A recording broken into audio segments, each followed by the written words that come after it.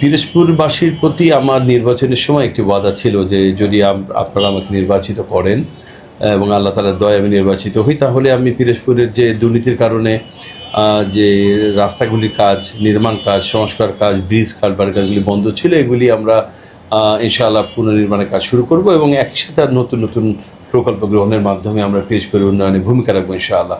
তো সেই কথার আলোকেই আমি গত সংসদ অধিবেশন চলাকালে আমি মাননীয় প্রধানমন্ত্রীর সংসদের কার্যালয়ে আমি দেখা করি।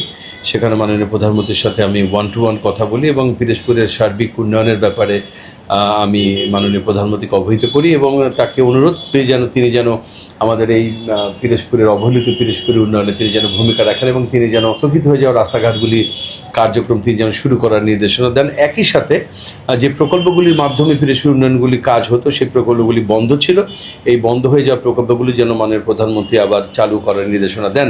সেই প্রেক্ষিতে মাননীয় প্রধানমন্ত্রী বলেছিলেন যে তিনি আমাকে সংসদ অধিবেশনের পরে একটি সময় দিবেন এবং এরই প্রেক্ষিতে গত 5ই মে মাননীয় প্রধানমন্ত্রীর সচিবালয় কার্যালয়ে তিনি আমাদেরকে ডেকেছিলেন। সেখানে আমি সহ পিরোজপুর 2 এবং 3 আসনের মাননীয় সংসদ সদস্যগণ উপস্থিত ছিলেন। সেখানে স্থানীয় সরকারের মাননীয় প্রতিমন্ত্রী তিনি উপস্থিত ছিলেন, স্থানীয় সরকারের সচিব উপস্থিত ছিলেন, প্রধান প্রকৌশলী এলজিডি তিনি উপস্থিত ছিলেন।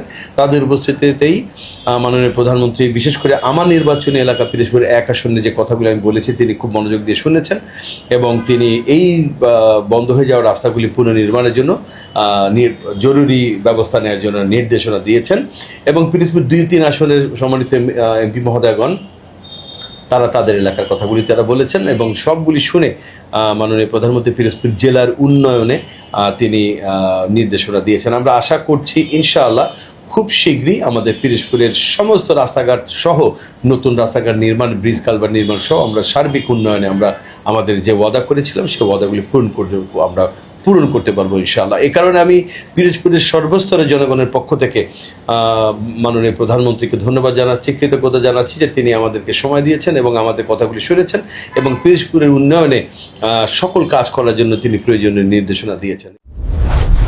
Prime BD bulletin.